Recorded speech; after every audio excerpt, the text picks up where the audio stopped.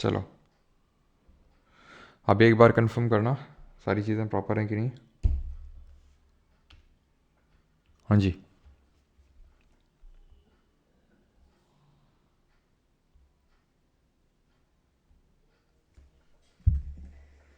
चलो, अभी एक बार कंफर्म करना सारी चीज़ें प्रॉपर। कुछ बोलिए सर जी, अभी देखो बोला है, सुनाई दिया क्या? All good all good all good. Sir ने अपने रिकॉर्ड तोड़ दिया आज। अच्छा, किस चीज़ के? बुक्स का न्यू एडिशन कब आएगा बता दो बेटा। हर्षित जोशी और जो सभी लोग जितने जोश में हैं, ठीक है, थोड़ा रुकिए, थोड़ा सा समय दीजिए, ठीक है। और मतलब बहुत थोड़ा तो नहीं, लेकिन थोड़ा है समय चाहिए। और कुछ काफ़ी बढ़िया चीज़ निकल के सामने आने वाली, ठीक है।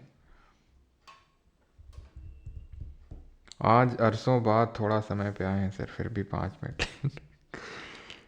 ये कैसा टाइम पे हुआ भाई?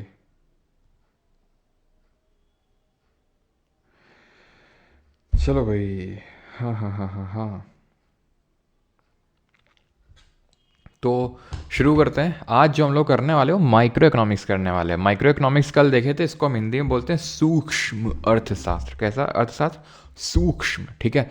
तो ये माइक्रो इकोनॉमिक्स जो है सूक्ष्म अर्थशास्त्र, ये किससे डील करता है? ये माइक्रो छोटी छोटी चीज़ों से डील करता है, जैसे कि लोगों के इंडिविजुअल डिमांड, सप्लाई, उनकी चॉइसेस एंड उनके प्रेफरेंसेस, उनके टेस्ट, ये सारी चीज़ें। और हाँ, तुम लोग इकोनॉमिक्स को जो डर लगता है ना, तो डर ना लगे, ठीक है। हम लोग इंटरेस्टिंग वे में इसको पढ़ेंगे। आज हम लोग को इंट्रोड्यूस होंगे, आज हम राहुल गांधी से मिलेंगे, आज हम माधुरी से मिलेंगे।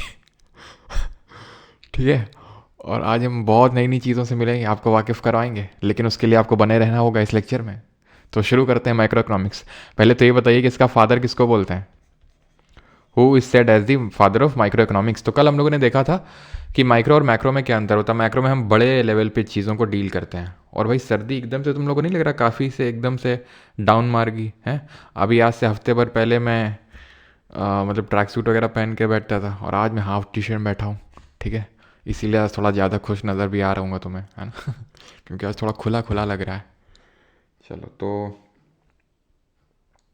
Adam Smith. तो ये हमने पढ़ा था कि father of micro economics Adam Smith को बोलते हैं, जिन्होंने वेल्थ ऑफ नेशंस बुक लिखी थी। और ये किस कंट्री से हैं? स्कॉटलैंड से।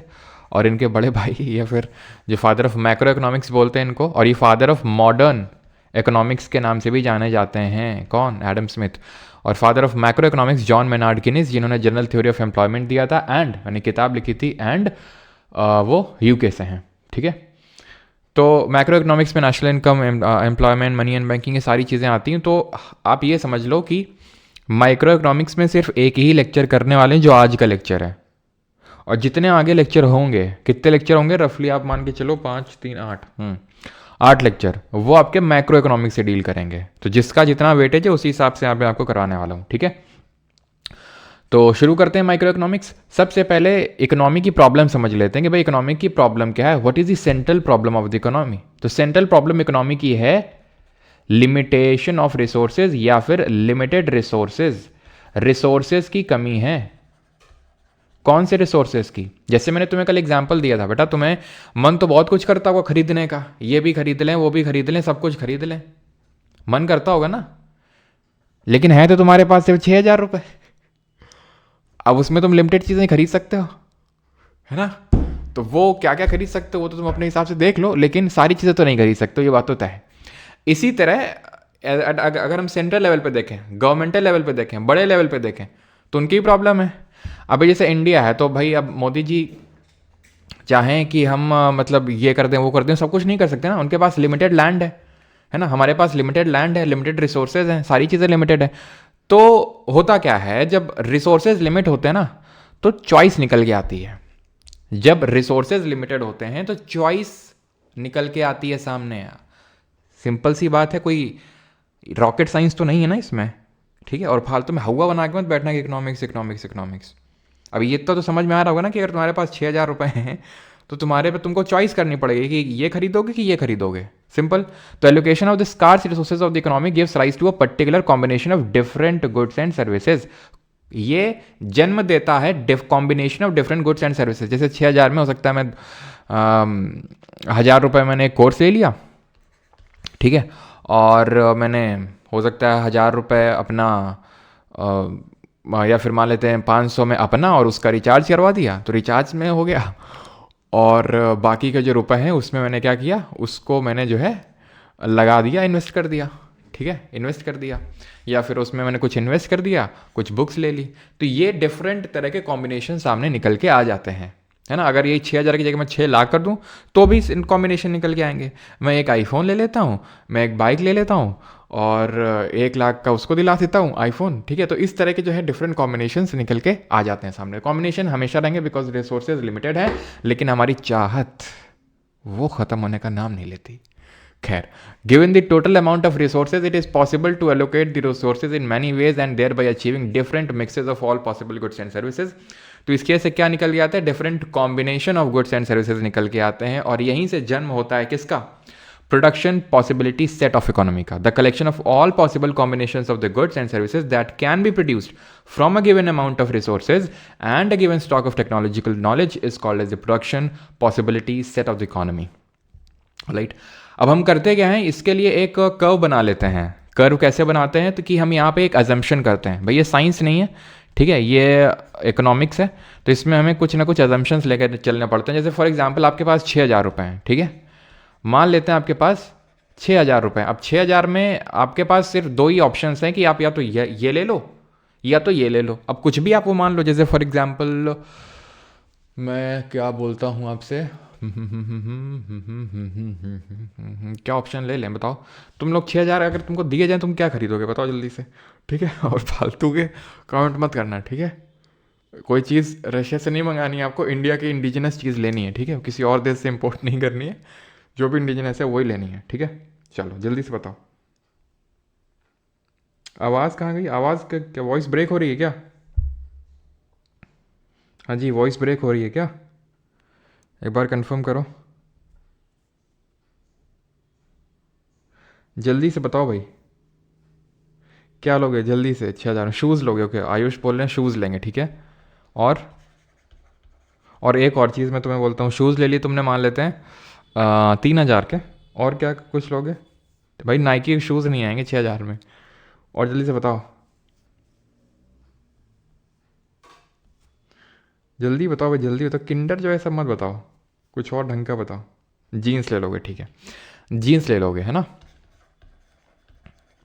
तो मान लेते हैं कि आपने शूज़ ले लिए, और भाई एक पेयर शूज़ नहीं लोगे, ठीक है, अपने घर भर के ले लोगे तुम, ठीक है, घर भर के लिए, उसके लिए, सबके लिए ले लोगे, ठीक है। तो मान लेते हैं कि आप भाई आप यहाँ पर सबका मिला के 6,000 में सब के आ जाएंगे, और आप 6 शूज़ लोगे, ठीक है। जीन्स की अगर बात करेंगे तो जीन्स भी आप मान लेते हैं कि 6 ही लोगे, ठीक है, 6 लोगों के लिए।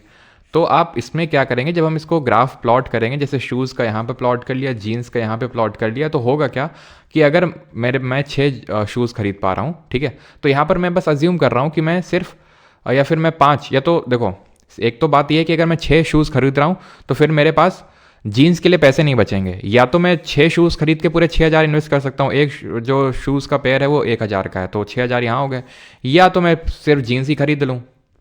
अगर मैं सिर्फ शूज़ खरीदूंगा तो जीन्स नहीं खरीद पाऊंगा, और सिर्फ जीन्स खरीदूंगा तो शूज़ नहीं खरीद पाऊंगा, सिंपल सी बात है, ठीक। और अगर मैं मान लो कि अब 5 शूज़ करता हूं तो एक जीन्स खरीद पाऊंगा, इस तरह से चलेगा आपका थोड़ा सा, ठीक है। तो ये जो कर्व बनता है कुछ इस तरह का आपका बनेगा ये, ठीक है। ये इस तरह का जो कर्व होता है इसको हम बोलते हैं नेगेटिव स्लोपिंग कर्व। कैसा कर्व है ये? नेगेटिव स्लोपिंग या डाउनवर्ड स्लोपिंग कर्व होता है। जहां पर भी आपको इनवर्स रिलेशन देखने को मिलती है, इनवर्स रिलेशनशिप का मतलब ये होता है कि जब एक चीज़ को बढ़ाएं तो दूसरी चीज़ घटे, और जब दूसरी चीज़ मतलब एक चीज़ को घटाएं तो दूसरी चीज़ बढ़े। समझ रहे हैं आप? यानी कि जब मैं शूज़ ज़्यादा लूँगा तो जीन्स कम लूँगा, और अगर जीन्स ज़्यादा लूँगा तो शूज़ कम ले पाऊँगा। ये इनवर्स रिलेशनशिप। जब इनवर्स रिलेशनशिप होती है तो नेगेटिव स्लोपिंग या डाउनवर्ड स्लोपिंग कर्व बनता है। अब डाउनवर्ड स्लोपिंग ऐसा भी बन सकता है, और ऐसा जो जैसा ये हमारा बना हुआ है जो मैंने लेफ्ट में बना रखा है ऐसा ही बन सकता है। इस वाले को जो यहाँ पर बना हुआ है लेफ्ट साइड में जो हमारा ये बन के निकला है, जिसको कि हम बोलते हैं प्रोडक्शन पॉसिबिलिटी फ्रंट कर्व, ठीक है, production possibility curve in short बोल देते हैं, प्रोडक्शन पॉसिबिलिटी कर्व या फिर प्रोडक्शन पॉसिबिलिटी फ्रंटियर कर्व, ठीक है, ये कर्व का नाम है। और ये अगर हम देखें तो इसको हम बोलते हैं convex at origin, convex at origin, और इसको हम बोलते हैं कॉनकेव एट ओरिजिन, ठीक है, कॉनकेव एट ओरिजिन। तो बात समझ में आई कि किस तरह से प्रोडक्शन पॉसिबिलिटी जो कर्व है ये आपका नेगेटिव स्लोपिंग या डाउनवर्ड स्लोपिंग बनेगा और कॉनकेव होगा एट ओरिजिन, ठीक है, कि आप जब एक चीज़ बढ़ाएंगे तो दूसरी चीज़ आपको कम करनी पड़ेगी, जैसे कि आप यहाँ पे देख पा रहे हैं। अब है क्या कि फॉर एग्जाम्पल जब मैं ये जो कर्व मैंने ड्रॉ किया है, ये जो मैंने कर्व ड्रॉ किया इसके किसी भी पॉइंट में आप आ जाइए, इसका मतलब ये होता है कि अब आप इससे ज़्यादा प्रोडक्शन नहीं कर सकते हैं, you are utilising the full resources. जब आप यहाँ पे हैं तो यानी कि आप 6000 पूरे यूटिलाइज करके जूता ले रहे हैं, यहाँ पर हैं तो पूरा 6000 लेके जीन्स ही ले रहे हैं। यहाँ पे होंगे तो हो सकता है कि आप हो सकता है 3 जीन्स ले रहे हैं और 3 शूज़ ले रहा हूँ, हो गया ना यूटिलाइजेशन फुल 6000 रुपए का।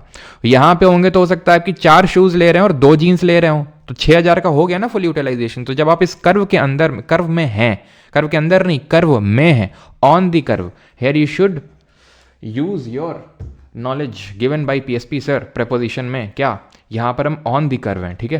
तो जब हम ऑन दी कर्व कोई भी पॉइंट लेंगे तो इसका मतलब होता है full utilisation of resources, full utilisation of resources. बात समझ में आई। और अगर मैं इसके अंदर हूं, जैसे यहां पे हूं, तो इसका मतलब है मैं पूरा यूटिलाइजेशन नहीं कर रहा हूं 6000 रुपए का। हो सकता है कि मैं यहाँ पे 3000 का शूज़ ले रहा हूँ और 1000 की जीन्स ले रहा हूँ, यानी कि 4000 तो खर्च कर रहा हूँ अभी मैं, 6000 नहीं है मेरे पास, तो 6000 है। तो यानी कि जब आप इसके अंदर होते हैं तो इसको बोलते हैं अंडर यूटिलाइजेशन ऑफ रिसोर्सेज, ठीक है। यानी कि मैं समराइज करके आपके लिए लिख देता हूँ, ठीक है, सो दैट हॉश पॉश ना हो, ठीक है। यहाँ पर मैं लिख देता हूँ, या फिर यहीं पे लिख देते हैं, क्यों फालतू में अलग स्लाइड क्रिएट करेंगे।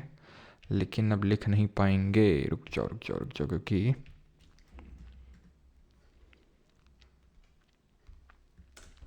चलो यहाँ पे मैं लिख देता हूँ, ठीक है। अगर आप ऑन दी कर्व हैं, ऑन दी कर्व, तो इसका मतलब ये होता है full utilisation of resources, full utilisation of resources, right. जब आप डाउन दी कर्व होंगे या फिर अंडर दी कर्व होंगे, ठीक है, डाउन या फिर अंडर दी कर्व, तो दैट मीन्स अंडर यूटिलाइजेशन। और अगर मैं ऊपर निकल जाऊंगा तो, ठीक है, अगर मैं कर्व के ऊपर निकल जाऊंगा तो क्या होगा, जल्दी से गेस करिए। अगर मैं कर्व के ऊपर निकलूंगा तो कौन सा सिनेरियो क्रिएट होगा यहां पे। हाँ, बहुत सिर्फ दिमाग गुर्दे तक पहुंच ही गई है सर। अच्छा, गुर्दे तक पहुंच गई है क्या। चलो यहाँ पे बताओ, अगर मैं यहाँ पे कोई पॉइंट ले लूँ अबव तक, तो उसका मतलब क्या होगा। और भाई ओवर यूटिलाइजेशन, बेटा ओवर यूटिलाइजेशन क्या होता है, ओवर यूटिलाइजेशन क्या होता है, एज एक्सपेक्टेड। ओवर यूटिलाइजेशन सबका गलत है भाई। ओवर यूटिलाइजेशन क्या है, तुम्हारे पास 6000 रुपये हैं, ओवर यूटिलाइजेशन क्या है, यहाँ पे क्रेडिट कार्ड वगैरह कोई सिस्टम नहीं कि क्रेडिट कार्ड से 1000 रुपये लेके एक और शूज़ का पैर ले लिए या एक और जीन्स ले लिए। इसका मतलब होता है नॉट अचीवेबल, ठीक है, वो अचीव हो ही नहीं सकता क्योंकि तुम्हारे पास लिमिटेड रिसोर्सेज हैं, ठीक है, लिमिटेड रिसोर्सेज हैं, तो वो नॉट अचीवेबल है, ठीक है। तो ये कर्व देखो, ठीक है, तो ये चीज़ समझ में आ गई। अब ये कर्व शिफ्ट क्यों हो रहा है, कर्व भी क्या शिफ्ट हो सकता है क्या। हाँ, अगर मैं तुम्हें 6000 की जगह 8000 रुपये दे दूँ तो तुम्हारा रिसोर्सेज बढ़ गया ना। अब रिसोर्सेज की औकात तुम्हारी इतनी हो गई, मैं तुम्हें 2000 और दे दूं तो तुम्हारे रिसोर्सेज और बढ़ गए, मैं और दे दूं तो तुम्हारे रिसोर्सेज और बढ़ गए। तो ये कर्व तभी शिफ्ट हो सकता है तो जब तुम्हारे रिसोर्सेज बढ़ेंगे तब, ठीक है। तो वो चीज़ है। यहाँ पे देखो, ये दारू और कॉटन बना रहे हैं, तो दारू अगर इतनी बना रहे हो तो कॉटन कम बनाओगे, दारू को अगर कॉटन बढ़ाना है तो दारू कम करना पड़ेगा। यानी कि एक चीज़ को अगर बढ़ाना है तो दूसरी चीज़ को कम करना पड़ेगा। इसी को बोलते हैं opportunity cost. Thus, there is always a cost of having a little more of one good in terms of the amount of the other good that has to be foregone. This is known as opportunity cost. यानी कि जब आपको एक चीज़ ज़्यादा मात्रा में लेनी है तो दूसरी वाली को थोड़ा कम करना पड़ेगा। तो जो आपने कम किया, जो आपने उसको फॉरगो किया, तो उसको बोलते हैं अपॉर्चुनिटी कॉस्ट। जैसे कि यहाँ पे मैं आपको एग्जाम्पल देता हूँ कि आपकी मम्मी है जैसे, ठीक है, तो आपकी मम्मी थी, ठीक है, आपकी मम्मी हैं, तो उन्होंने क्या किया था, ठीक है, तो उन्होंने मतलब जैसे ज़्यादातर केसेस में होता है, अब ये जनरलाइज मत कर लेना कि नहीं नहीं सर हमारी मम्मी के साथ तो ऐसा नहीं हुआ था। मतलब जैसे मैं अपनी मम्मी का क्योंकि मैंने देखा है तो इसलिए मैं एग्जांपल देता हूँ कि जैसे फॉर एग्जांपल आपकी मम्मी के पास ऑप्शन था कि उन्होंने पढ़ाई लिखाई कर रखी थी, ठीक है, जैसे मेरी मम्मी ने बीएड वगैरह कर रखा था, ठीक है, टीचिंग की जॉब लग सकती थी, बट उन्होंने वो फॉरगो कर दी और उन्होंने कौन सा प्रोफेशन अडॉप्ट कर लिया, हाउसवाइफ का। क्यों? क्योंकि भाई उनको लगा कि अगर मैं जैसे कि अगर मैं टीचिंग में चले जाऊँगी तो बच्चों पर ध्यान नहीं उतना हो पाएगा, घर पे ध्यान नहीं हो पाएगा, है ना, जो हमारी दादी थी उन पे ध्यान नहीं दे पाएंगी मम्मी, तो इस वजह से उन्होंने उस चीज़ को फॉरगो कर दिया। तो वो जो फॉरगो किया उन्होंने वो अपॉर्चुनिटी कॉस्ट कहलाई। समझ गए आप अपॉर्चुनिटी कॉस्ट क्या है? समझ रहे हैं आप? जैसे कि एग्जाम्पल के तौर पे चलो तुम्हारा एग्जाम्पल ले लेते हैं, ठीक है, ये तुम हो, ये तुम हो, तुम्हारे पास एक ऑप्शन है ये, ठीक है, और एक पास तुम्हारे ऑप्शन है ये, ठीक है, कि तुम किताब खोल लो, और दूसरा ऑप्शन तो तुम समझ ही गए होगे। तो तुमने जो है, उम्मीद तो यही करता हूँ, ये ऑप्शन छोड़ के ये ऑप्शन चुना, ठीक है, तो इसकी एक अपॉर्चुनिटी कॉस्ट है कि भाई वो जो है अकेलापन, लोनलीनेस, वो जो तुम बेयर नहीं कर पा रहे हो, तो वो अपॉर्चुनिटी कॉस्ट है कि नहीं? और मान लेते हैं कि जिसने ये चीज़ एक्सेप्ट ना करके ये चीज़ एक्सेप्ट कर ली, तो उसकी भी अपॉर्चुनिटी कॉस्ट है, लेकिन वो बाद में पे करनी पड़ेगी, अभी नहीं। अभी तो सब कुछ ठीक लगेगा, बाद में जब कायदे का अपॉर्चुनिटी कॉस्ट ज़्यादा होगा इसका। तो अपॉर्चुनिटी कॉस्ट हर जगह है, जब आप एक चीज़ को छोड़ते हो और दूसरे को लेते हो। क्यों एक को छोड़ना पड़ेगा? क्योंकि रिसोर्सेज लिमिटेड हैं, तो आपके पास चॉइस के अलावा और कोई चॉइस नहीं है कि आपको एक चीज़ को पिक करना पड़ेगा, दूसरे को छोड़ना पड़ेगा। अब यहाँ पर रिसोर्सेज के क्या लिमिटेशंस हैं? क्या रिसोर्स लिमिटेशन है कि आपके पापा कोई बड़े जमींदार नहीं है, ठीक है, तो आपको भाई पढ़ाई करनी पड़ेगी, दोनों चीज़ें आप नहीं कर सकते हो। या फिर आपके पास टाइम लिमिटेड है, आप बोल सकते हो टाइम एक रिसोर्स है, वो लिमिटेड है, आप दोनों चीज़ें साथ पे नहीं कर सकते हो, राइट? तो कुछ ऐसे गुड्स होते हैं जिनकी अपॉर्चुनिटी कॉस्ट जीरो होती है, होती नहीं अपॉर्चुनिटी कॉस्ट। वो क्या है? वो फ्रीली अवेलेबल हैं, जिनका सप्लाई डिमांड से बहुत ज़्यादा है। जैसे फॉर एग्जाम्पल मान लो जूते भर दिए जाएँ, तो उसकी अपॉर्चुनिटी कॉस्ट जीरो है, क्योंकि आपको किसी चीज़ को छोड़ना ही नहीं पड़ेगा जूता लेने के लिए। आपको ऐसा नहीं कि जीन्स यार मुझे कम करने पड़ेंगे तभी मैं जूते ले पाऊंगा, क्योंकि जूते तो भरे पड़े। उसी तरह हवा, पानी, सूरज, ठीक है, सनलाइट, इनकी क्या लिमिटेशन है क्या कि अगर आपने हवा ले ली, ठीक है, तो अगर आपने हवा ले ली तो किसी चीज़ को और कम लेना पड़ेगा? नहीं, तो अपॉर्चुनिटी कॉस्ट जीरो है। क्लियर है?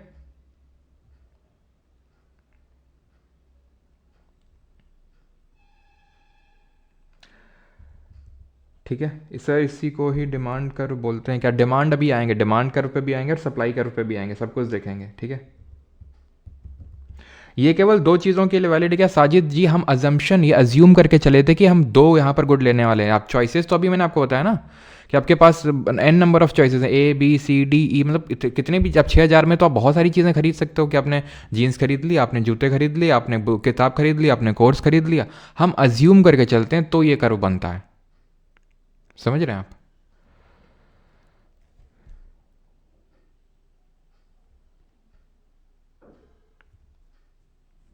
साक्षी मनी सर, वो स्ट्रेट लाइन वो भी तो नहीं स्ट्रेट लाइन नहीं बनती है ये, ठीक है, क्योंकि जब आप वाइन वाला कम करोगे, ठीक है, जब आप वाइन वाला थोड़ा सा कम करोगे तो आप ज़्यादा उसमें कॉटन प्रोड्यूस कर सकते हो। क्यों? क्योंकि यहाँ पर हम ये अज्यूम करके चलते हैं कि भाई जैसे वाइन है तो इसके प्रोडक्शन में हमें ज़्यादा रिसोर्सेज लगते हैं, कॉटन में कम रिसोर्सेज लगते हैं, यानी कि हम थोड़ा सा वाइन का रिसोर्स कम करके कॉटन ज़्यादा प्रोड्यूस कर सकते हैं। तो इसीलिए जो कर्व है ये आपका थोड़ा कॉनकेव शेप बनता है एट ओरिजिन, ठीक है। अब आ जाते हैं ये यूटिलिटी क्या होती है। तो यहाँ तक किसी कोई डाउट तो नहीं होगा कि अपॉर्चुनिटी कॉस्ट क्या होता है और इनका अपॉर्चुनिटी कॉस्ट जीरो होता है। तो मैं लिख देता हूँ, लिखा है कि नहीं लिखा है? नो अपॉर्चुनिटी कॉस्ट, ठीक है, या फिर वही चीज़ है आपका कि जीरो अपॉर्चुनिटी कॉस्ट है, ठीक है, ये समझ गए होंगे। ये आपका प्रोडक्शन पॉसिबिलिटी जो फ्रंटियर होता है ये आपका कैसा होता है? ये आपका कॉनकेव शेप होता है, डाउनवर्ड नेगेटिव स्लोपिंग होता है, एंड ऑन दी कर्व है, that means full utilisation of resources, अंदर है अंडर यूटिलाइजेशन है, ऊपर है नॉट अचीवेबल, राइट। अब आ जाते हैं यूटिलिटी क्या होती है। तो यूटिलिटी कुछ नहीं, मज़ा होता है। तो आज से कहीं तुम्हें मज़ा दिख जाए तो मज़ा नहीं, उसको यूटिलिटी समझना है, यूटिलिटी बोलना है। ये रात में जो यूटिलिटी है, यूटिलिटी आया और ये जो मैं यूटिलिटी है वो मैं सबको देना चाहता हूँ। तो मज़ा का मतलब है यूटिलिटी, यूटिलिटी का मतलब है मज़ा। सिंपल सी बात समझ में आई, ठीक है। जैसे मान लो कि तुम्हें अभी जो है बहुत चुल मच रही होगी कि यार इंस्टाग्राम थोड़ा सा खोल लें, एक रील देख लें तो आनंद आ जाए, है ना। कोई मचती होगी ना ऐसे चुल कि यार बड़ी बेचैनी सी हो रही है, तो जैसे ही तुम इंस्टाग्राम खोलते हो, क्या यूटिलिटी मिलती है, मिलती कि नहीं मिलती है। तो वो जो यूटिलिटी है, वही आपका जो मज़ा है, वही यूटिलिटी कहलाता है। अब यूटिलिटी दो तरह का होता है, कार्डिनल और ऑर्डिनल। कार्डिनल यूटिलिटी वो होता है जो आप नंबर्स में एक्सप्रेस करते हो, उसके हमें ज़्यादा डीप में नहीं जाना है, नंबर्स में एक्सप्रेस करते हो, ठीक है। कि जैसे मैंने कोई चीज़ कंज्यूम करी, ठीक है, तो मुझे कितनी यूटिलिटी मिली, उसको मैं अगर मैं नंबर में एक्सप्रेस कर रहा हूँ तो उसको कार्डिनल यूटिलिटी बोलते हैं। इसको उतना ज़्यादा रियलिस्टिक नहीं माना जाता है कार्डिनल यूटिलिटी को, क्योंकि भाई नंबर्स में आप कैसे एक्सप्रेस करोगे मजे को। अब मैं हूँ, आप हो, दो तीन लोग और हैं, ठीक है, सब लोग ने मान लेते हैं कि इंस्टाग्राम खोला और पहली रील देखी, सेम रील देखी, सबको सेम मज़ा नहीं आ सकता है कि नहीं। अब मान लो कोई एक रिसर्चर है, कोई बंदा, ठीक है, अब उसको आप कोई एरी गैरी, ठीक है, ये नोरा फतेही वाली रील दिखा दोगे तो उसको थोड़ी ना मजा आएगा, उसकी साइंस और फिक्शन की रील में मजा आएगा उसको। तो यूटिलिटी सब्जेक्टिव है काफ़ी, जिसको नंबर्स में एक्सप्रेस कर पाना काफ़ी मुश्किल है। तो इसीलिए ऑर्डिनल जो यूटिलिटी है वो नंबर्स में एक्सप्रेस नहीं करती है वो, ठीक है। वो कैसे एक्सप्रेस करती है, वो बस as a general, as a जैसे कि फॉर एग्जाम्पल इसको ग्राफ में प्लॉट करके उसको एक्सप्रेस किया जाता है, ठीक है, इन डिफरेंस कर्व में। इन डिफरेंस कर्व का मतलब होता है जैसे फॉर एग्जाम्पल अगेन कि मान लेते हैं, इन डिफरेंस कर्व भी एक्चुअल में वैसे ही होता है जैसे हमने प्रोडक्शन पॉसिबिलिटी फ्रंटियर बनाया था, लेकिन ये होता है, ये आपका अगर आप देखें तो ये आपका डाउनवर्ड स्लोपिंग है, नेगेटिव स्लोपिंग है, बट ये कॉन्वेक्स एट ओरिजिन होता है in difference curve. In difference का मतलब होता है कि आप जैसे फॉर एग्जाम्पल यहाँ पर भी हम एक अजम्पशन लेते हैं कि आप दो चीज़ें कंज्यूम कर रहे हैं, क्लोथिंग और फूड है, दोनों से आपको यूटिलिटी मिल रही है, मज़े मिल रहे हैं, या फिर आपको संतुष्टि मिल रही है, ठीक है। तो क्लोथिंग और फूड ले लिया मैंने, ठीक है। तो आपके पास अगेन क्योंकि रिसोर्सेज लिमिटेड हैं, तो इस वजह से आप यूटिलिटी, ठीक है, आप क्लोथिंग से ले रहे थे, कुछ आप फूड से ले रहे थे, फिर आपने क्या किया कि थोड़ा सा अपना क्लोथिंग को कम किया, फूड से ज़्यादा हो गया, यानी यूटिलिटी अभी भी उतनी है, यूटिलिटी अभी भी उतनी, यूटिलिटी अभी भी उतनी, यूटिलिटी अभी भी उतनी है, क्योंकि आपने क्या किया, क्लोथिंग को कम किया तो फूड को ज़्यादा कर दिया। आप अपनी चॉइस के हिसाब से क्लोथिंग और फूड को, ये बस दो एग्जाम्पल यहाँ पे लिए गए दो चीज़ों के, ठीक है, जो कि हैं यहाँ पर क्लोथिंग और फूड। ऐसे कोई भी आप दो एग्जाम्पल ले सकते हैं और उसमें आप देखेंगे कि आपकी यूटिलिटी आप सेम करने के लिए अलग अलग कॉम्बिनेशंस को, जिसको हम बंडल बोलते हैं इकोनॉमिक्स में, वो आप ले सकते हैं। जैसे एग्जाम्पल के तौर पे एग्जाम्पल तो कुछ और आता है लेकिन वो देते नहीं हैं अभी, क्या एग्जाम्पल मान लेते हैं कि भाई आपके पास है संतरा, ठीक है, संतरा है, और आपके पास एक और फल ले लेते हैं, क्या ले लें, अनार, ठीक है, अनार को अंग्रेजी में क्या बोलते हैं, पॉमीग्रेनेट, मैं पॉमी लिख रहा हूँ शॉर्ट में, ठीक है। तो आप जैसे मान लेते हैं कि आपको दो संतरा और एक अनार से, मान लेते हैं कि भाई आपको चार संतरे और एक अनार से मज़ा मिल रहा है, फिर आपने क्या किया कि भाई आपको अब संतरा उतना अच्छा नहीं लग रहा तो आपने तीन कर दिया, इसको दो कर दिया, तो आप समझ रहे हैं डिफरेंट ये जो कॉम्बिनेशंस निकल के आते हैं इनको बंडल बोलते हैं, और ये इंडिफरेंस कर्व के थ्रू दिखाया जाता है किस चीज़ को, ऑर्डिनल यूटिलिटी को। अब ये मार्जिनल यूटिलिटी क्या होती है, तो मार्जिनल यूटिलिटी को हिंदी में बोलते हैं सीमांत उपयोगिता, यूटिलिटी को हिंदी में बोलते हैं उपयोगिता, तो मार्जिनल यूटिलिटी होगी सीमांत उपयोगिता। डेफिनेशन लिखी हुई है, that is the additional satisfaction और benefit that a consumer derives from buying an additional unit of commodity और सर्विस। सिंपल मैं आपको समझाता हूँ, जब आप एक एक्स्ट्रा किसी चीज़ का कंज्यूम करते हो तो उससे जो आपको यूटिलिटी मिलती है उसको मार्जिनल यूटिलिटी बोलते हैं। जैसे कि अगर गोलगप्पे का एग्जाम्पल लेना चाहो तो गोलगप्पे का ले सकते हो कि भाई जब आपको गोलगप्पे खाने का मन हो, पहला गोलगप्पा रखते हो कि परम आनंद आता होगा, दूसरा खाते होगे आनंद आ जाएगा लेकिन परम आनंद नहीं, थोड़ा कम आनंद, फिर और खाओगे और खाओगे और खाओगे तो आनंद तो आएगा लेकिन वो कम कम कम कम होता जाएगा, ठीक है, और आखिरी में पापड़ी खा के संतुष्टि करनी पड़ेगी तुम्हें। तो ये जो एडिशनल सेटिस्फैक्शन मिल रहा है ना हर नेक्स्ट गोलगप्पे से, इसी को मार्जिनल यूटिलिटी बोलते हैं, जो कि घटता जाता है ना। जैसे और ये अगेन डिपेंड करता है, ठीक है, डिपेंड किस चीज़ पे करता है। जैसे फॉर एग्जांपल मैं तुम्हें बोल दूं कि एसी चला लो रूम की, तो तुम्हें यूटिलिटी मिलेगी। देखो एक तो होता है टोटल यूटिलिटी, टोटल यूटिलिटी का मतलब होता है कि भाई तुम्हें किसी चीज़ के कंजम्पशन से कितनी यूटिलिटी, मैंने 10 गोलगप्पे खाए और उससे मुझे कितना मज़ा मिला, वो टोटल यूटिलिटी। हर नेक्स्ट गोलगप्पे से, हर एक एक्स्ट्रा गोलगप्पे से कितना मज़ा मिल रहा है मुझे, पहला वाले से कितना मज़ा मिला, दूसरे से कितना मिला, तीसरे से कितना मिला, चौथे वाले से कितना मिला, उसको बोलते हैं मार्जिनल यूटिलिटी। और वो घटती जा रही है, डिमिनिश करती जा रही है, that is called as law of diminishing marginal utility. यानी हर एक एक्स्ट्रा यूनिट जो आप कंज्यूम कर रहे हैं उससे जो आपकी यूटिलिटी घट रही है उसको बोलते हैं डिमिनिशिंग यूटिलिटी। आपने बहुत प्यास लगी है, पहला पानी का ग्लास पिया, पहला पानी का हाँ ग्लास पिया, तो वो आपको बहुत यूटिलिटी देगा, दूसरा पियोगे उतना नहीं देगा, देगा तो लेकिन उतना नहीं, फिर और कम और कम और कम, इस तरह से। टोटल यूटिलिटी होता है जो भी तुमने मान लेते हैं 5 गिलास पानी पिया तो उससे टोटल कितनी यूटिलिटी मिली, उसको बोलते हैं total utility. Is that clear कि यूटिलिटी है क्या और मार्जिनल यूटिलिटी क्या होती है और डिमिनिशिंग मार्जिनल यूटिलिटी क्या होती है? यहाँ तक किसी कोई डाउट तो नहीं है कि भाई उपयोगिता क्या चीज़ होती है? हाँ जी,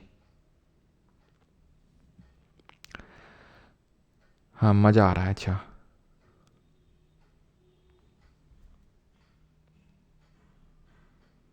sir I can smell your examples before you speak. तुम पुराने छात्र हो ना इसलिए।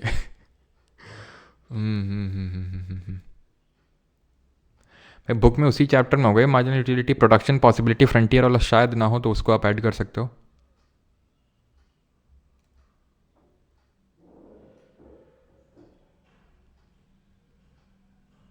ठीक है, ओके ओके। पैसे अर्न करने पे मार्जिनल यूटिलिटी कम होगी। देखो यार, अगेन सब्जेक्टिव है। जैसे वही मैं बोलूँ कि आप एसी चालू कर लो अभी, ठीक है, यूटिलिटी मिलेगी क्या? हम्म, आने तो 3 महीने बाद गजब की यूटिलिटी मिलेगी। है तो सेम चीज़ ही, तो यूटिलिटी क्यों चेंज हुई? क्योंकि वो सिचुएशन पे भी डिपेंड करती है। अभी मैं तुमको बोलूँ आइसक्रीम खाओ, यूटिलिटी मिलेगी? हो सकता है थोड़ी सी, लेकिन अभी 4 महीने बाद बोलूँगा बहुत गजब की यूटिलिटी मिलेगी। तो उस पर भी डिपेंड करती है। ठीक है, अब आते हैं डिमांड पे। डिमांड का सप्लाई करो, ये सारी चीज़ें समझेंगे। तो डिमांड क्या होती है? डिमांड कुछ नहीं, तुम्हारी औकात और तुम्हारी इच्छा, यानी कि डिमांड इज इक्वल टू औकात प्लस इच्छा, ये होती है डिमांड। ठीक है, कि तुम्हारी इच्छा क्या है। हमारी इच्छा तो हर चीज़ की है, लेकिन हमारी औकात क्या है वो भी तो मैटर करता है। उसी चीज़ पे तो डिमांड डिटरमाइन होती है, उसी चीज़ पे तो डिमांड डिपेंड करती है। जैसे अभी मैंने बताया, क्योंकि हमारी इकोनॉमी में रिसोर्सेज लिमिटेड है, हमारे इंडिविजुअल लेवल पे भी रिसोर्सेज लिमिटेड है, और अगर हम अपने सेंट्रल लेवल पे देखें, कंट्री लेवल पे, एक पूरे इकोनॉमिक्स एज अ होल, तो उसके लिए भी लिमिटेड ही है रिसोर्सेज। तो इसलिए ईगरनेस और अफोर्डेबिलिटी दोनों चीज़ डिटरमाइन करती है आपके डिमांड को। इसीलिए जब आपका प्राइस बढ़ता है किसी भी चीज़ का तो डिमांड घटती है। ये एक जनरल चीज़ है, जनरल थ्योरी है, जिसको यहाँ पे दर्शाया गया है। समझ वहाँ पे नहीं आ रहा है तो यहाँ पे पहले समझ लेते हैं कि भाई ये जो कर्व है किस तरह से बना। तो यहाँ पे हम प्राइस को रखते हैं वाई कर्व पे, ठीक है, और यहाँ पे हम रख लेते हैं क्वांटिटी डिमांडेड। ठीक है, क्वांटिटी डिमांडेड रख लिया मैंने। अब कुछ भी चीज़ की आप क्वांटिटी ले लो, जैसे कि आप टमाटर का ले लो, ठीक है, जो है, तो टमाटर का मैंने ले लिया है। ठीक है, अब यहाँ पर प्राइस है टमाटर का 10 रुपया किलो, 20 रुपया किलो, 30 रुपया किलो, 40, 50। ठीक है, तो यहाँ पर अब क्या है, और यहाँ पर मैंने क्या ले लिया, यहाँ पर मैंने क्वांटिटी डिमांडेड ले लिया, 1 किलो, 2 किलो, 3 किलो, 4 किलो और 5 किलो। अब मुझे बताओ, अगर 10 किलो हो गया है, बहुत प्राइस कम है, तो मैं दबा के खाऊंगा, ठीक है, टमाटर को, तो दबा के खाने से मतलब है ज़्यादा खरीदूंगा, है ना। तो मैंने 5 किलो खरीद लिया, प्राइस थोड़ा बड़ा 20 हो गया, 20 रुपये किलो, मैं कम कर दूंगा।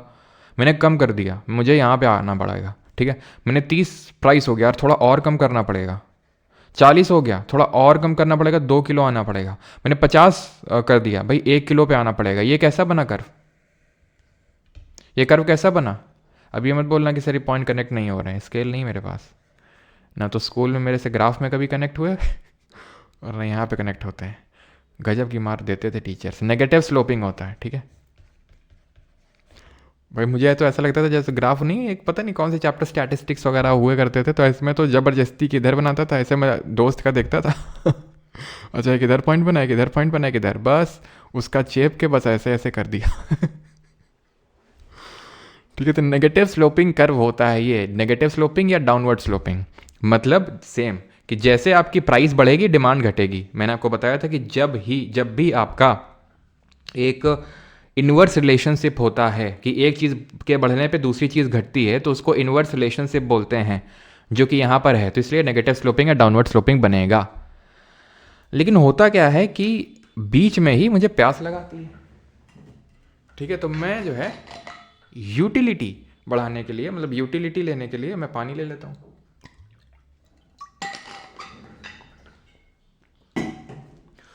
तो होता ये है कि एक्चुअल में this is not always true. This is true only when under given certain conditions. वो कंडीशंस क्या हैं? आपकी इनकम सर कांस्टेंट. अब मान लो मेरी इनकम बढ़ गया, मेरा इनकम बढ़ गया 10 गुना से, प्राइस बढ़ा 2 गुना से, कुछ फर्क नहीं पड़ेगा. मैं जो क्वांटिटी डिमांड कर रहा हूँ, मैं प्राइस बढ़ेगा, मैं अपना क्वांटिटी डिमांडेड भी बढ़ा दूंगा. क्यों ऐसा हुआ? ये तो जो डिमांड कर रहे उसका तो मतलब ये तो एक्सेप्शन टाइप दिख रहा है. ठीक है, उसको तो फॉलो ही नहीं कर रहा है. क्यों? क्योंकि मेरी इनकम बढ़ गई ना. तो आपको यहाँ पे जब ये तभी कर्व देखने को मिलेगा, आपको अपनी इनकम को कांस्टेंट रखना पड़ेगा. आपके जो अदर गुड के प्राइसेस हैं, अदर गुड्स के प्राइसेस हैं, उनको कांस्टेंट रखना पड़ेगा. अब अदर गुड के प्राइसेस मतलब दूसरे सामानों से इसका क्या लेना देना है? लेना देना अभी बताऊंगा. ठीक है. और तीसरा, अपनी जो प्रेफरेंसेस हैं वो चेंज नहीं करनी पड़ेंगी. अब जैसे आज आइसक्रीम है मान लेते हैं, तो आइसक्रीम आज मिल रही है मान लेते हैं कि 20 रुपये का आधा किलो आइसक्रीम, मतलब 20 रुपये में कहाँ मिलती है. ठीक है. अभी मैं ख़रीद के लाया भी था एक दिन, अभी जब बीच में गया था ना, तो I discovered a very good दुकान इन कानपुर. जो लोग हैं कानपुर से एक बार जाइएगा, 12 देवी चौराहे में जब गोविंद नगर की तरफ जाओ तो एक राइट साइड में पड़ती है, काफ़ी सही है. नाम तो मुझे यार याद नहीं है, लेकिन मैं जब जेई की कोचिंग जाता था तो रोज़ देखता था उसको. फिर मुझे एक दिन अभी देखा, मैंने कहा आज तो ख़रीद के रहूँगा. अब तो मेरे पास इतने पैसे हैं कि मैं आइसक्रीम तो ख़रीद सकता हूँ. ठीक, कसाटा वाली ख़रीद के लाना, काफ़ी बढ़िया देता है भाई वो अपना. ठीक है. तो मान लेते हैं कि वही 100 रुपये में आधा किलो. ठीक है. मान लेते हैं कि यही 4 महीने बाद वो सेम आइसक्रीम को 200 रुपये में दे रहा है. प्राइस बढ़ गया, डिमांड कम होनी चाहिए थी, लेकिन डिमांड बढ़ गई. क्यों? क्योंकि लोगों की प्रेफरेंसेस बढ़ गई ना, क्योंकि गर्मी आ गई है. तो इन चीज़ों को हमें अपने को कांस्टेंट रखना पड़ेगा. इनकम, ठीक है, अदर गुड का जो प्राइस है वो, और जो हमारी प्रेफरेंसेस हैं, इनको अपन ने कांस्टेंट रखना पड़ेगा. और अगर कांस्टेंट नहीं रखा तो क्या होगा? तो शिफ्ट हो जाएगा कर्व. शिफ्ट हो जाएगा. जी हाँ दोस्तों, शिफ्ट हो जाएगा. कैसे शिफ्ट हो जाएगा? और शिफ्ट और मूवमेंट में अंतर क्या होता है? तो मूवमेंट कुछ नहीं, ये जो अभी मैंने करके दिखाया था आपको कि भाई जैसे प्राइस बढ़ रहा है तो ये इधर से इधर आ रहा है, प्राइस बढ़ रहा है और कम हो रहा है और कम हो रहा है और कम हो रहा है. जैसे ही प्राइस बढ़ रहा है तो क्वांटिटी डिमांडेड कम होती जा रही है. ये जो ऐसे ऐसे हो रहा है ना, ये इसको बोलते हैं मूवमेंट. इसको बोलते हैं movement in the demand curve. Movement कब होती है डिमांड कर्व में? जब प्राइस को चेंज करते हैं. और शिफ्ट कब होता है कर्व में? जब प्राइस के अलावा किसी चीज को चेंज करते हैं. प्राइस के अलावा यानी कि अदर देन प्राइस. अगर हम कोई चीज पे चेंज ला रहे हैं, अदर देन प्राइस में क्या चीज आ सकती हैं? अदर देन प्राइस में बहुत चीजें आ सकती हैं. जैसे कि जो मैंने आपको चीजें लिखी, इनकम, जिन चीजों को मैंने कांस्टेंट करके रखा था, मेरी प्रेफरेंसेस, अदर गुड के प्राइसेस. अब ये अदर गुड्स के जो प्राइसेस हैं ये किस तरह से अफेक्ट करते हैं वो मैं आपको समझाता हूं. अदर गुड का मतलब क्या होता है? ठीक. बेटा किसके मुंह में पानी है ना, सही बताना. इसको नहीं, बाकी को दो देख के. झूठ मत बोलना. चलो भाई, तो यहां पर मैंने एग्जाम्पल लिया ही है. ठीक है. यूटिलिटी क्या चीज? सर आप ही तो 18 वाले बाबा नहीं हो. अच्छा चलो.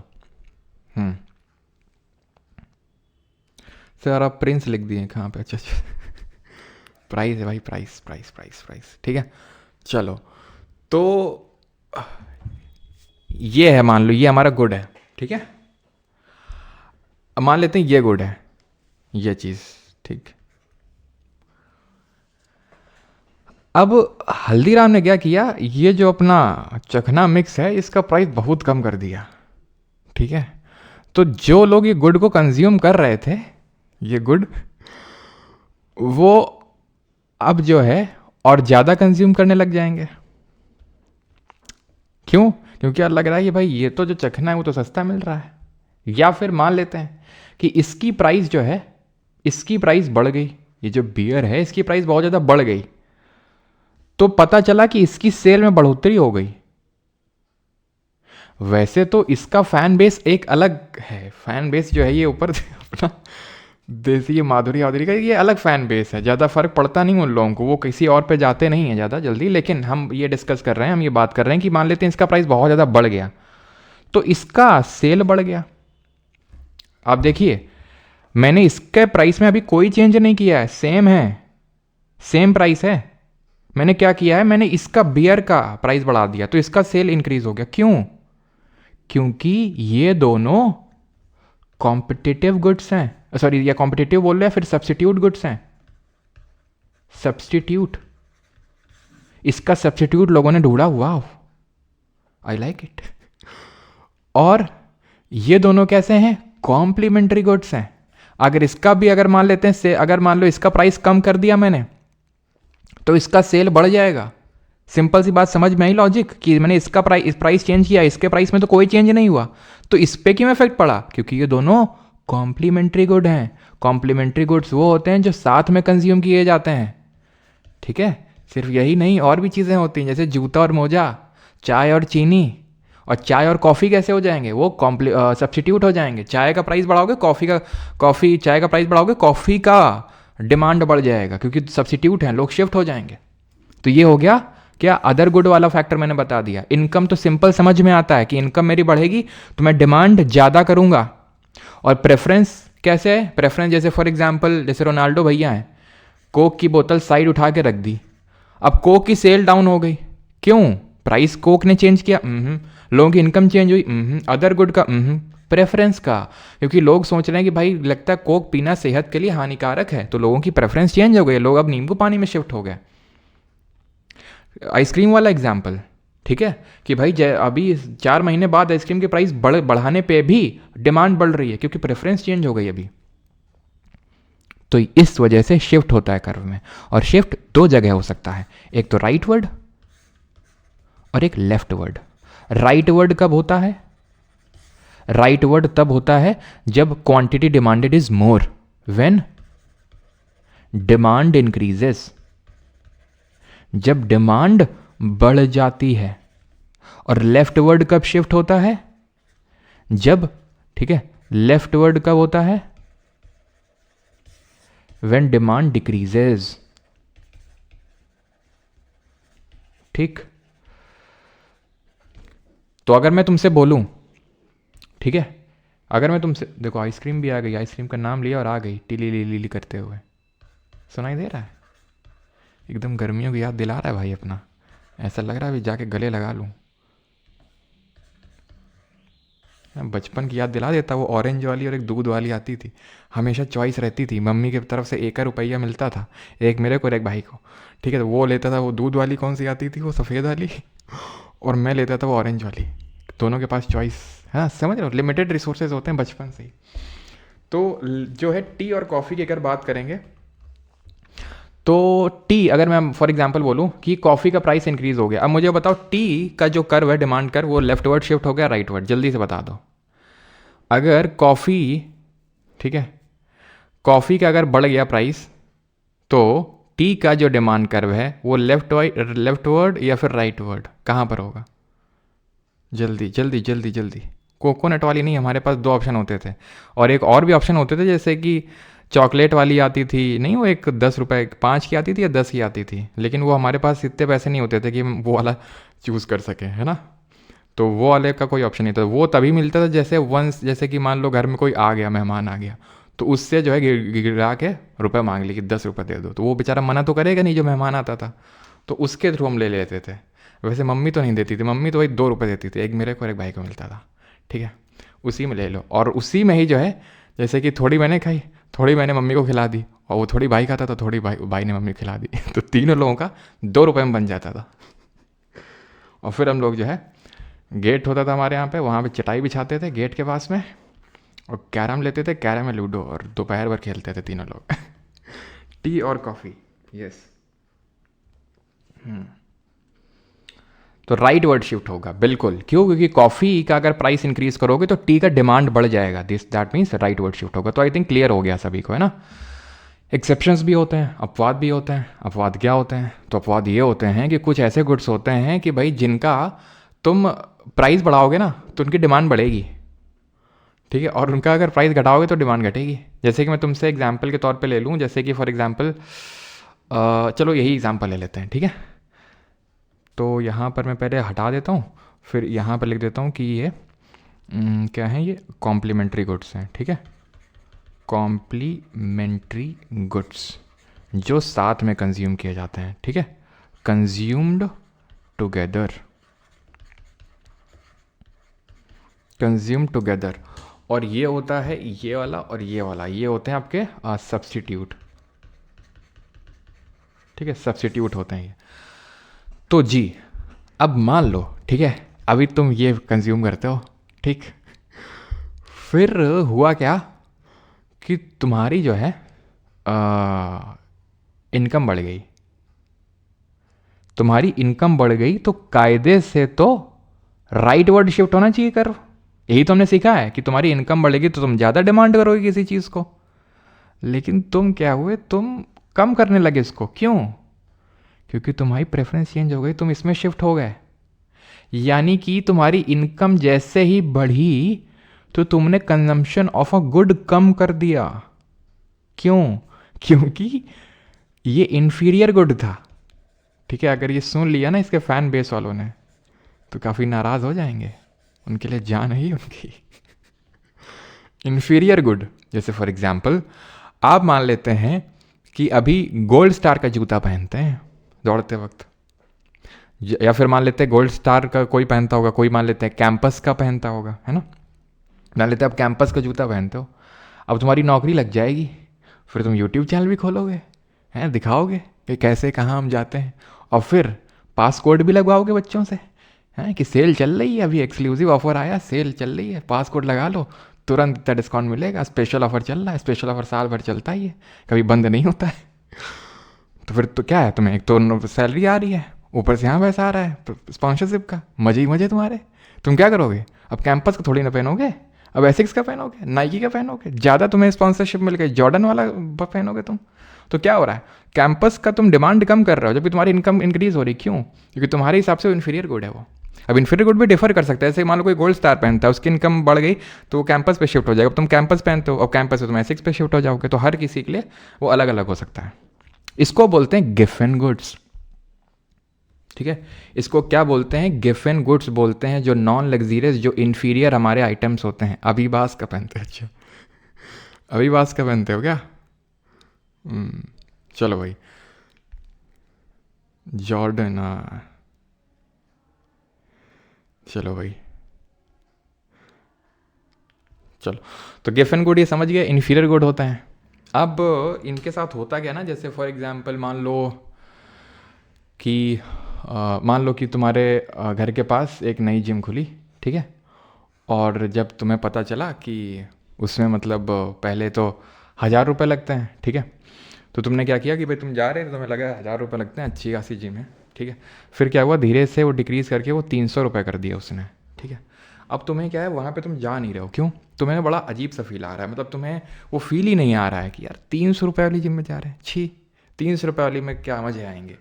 तो यानी कि प्राइस डिक्रीज़ होने के, प्राइस यहाँ पर जब डिक्रीज़ होता है तो क्वांटिटी डिमांडेड डिक्रीज़ हो जाती है, और जब प्राइस इंक्रीज़ होता है तो क्वांटिटी डिमांडेड इंक्रीज़ हो जाती है।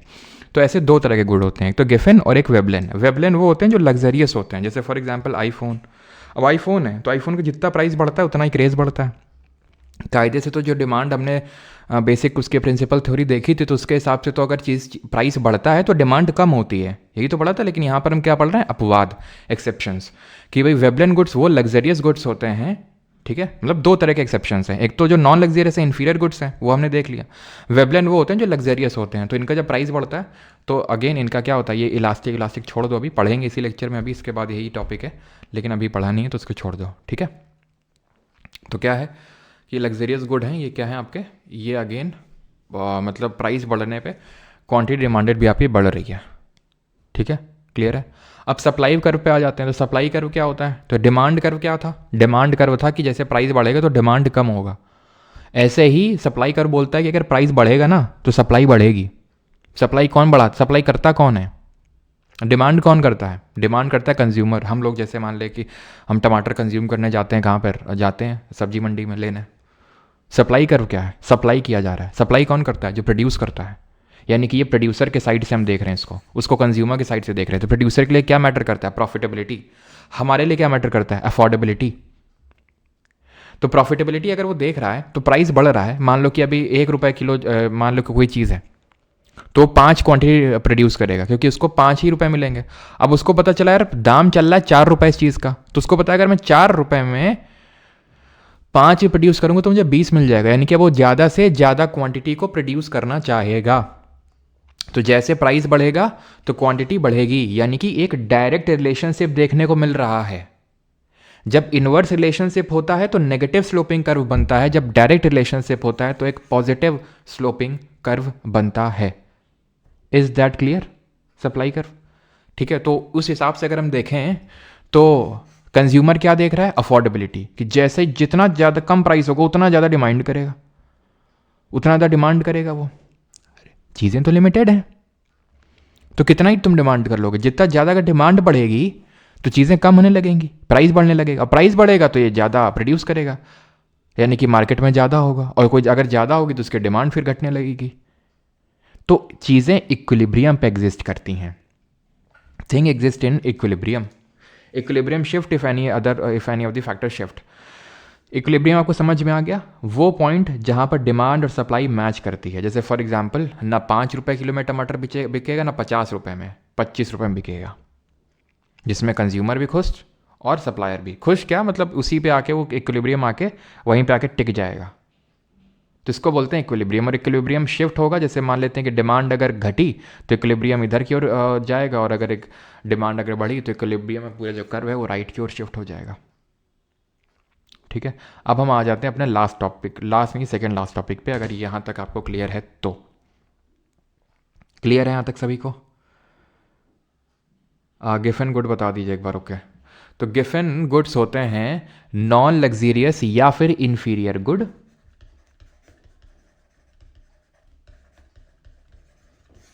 ठीक है, इंफीरियर गुड होते हैं जिनका प्राइस पे चेंज का, यानी कि जैसे फॉर एग्जांपल जिनका अगर हम प्राइस मतलब घटा दें, ठीक है, इंफीरियर गुड के साथ डिमांड वाला जो चीज़ है वो काम करता नहीं। इनका जैसे प्राइस घटता है तो इनकी डिमांड भी घट जाती है, प्राइस बढ़ता है तो डिमांड भी बढ़ जाती है। नहीं, price is directly proportional to the demand.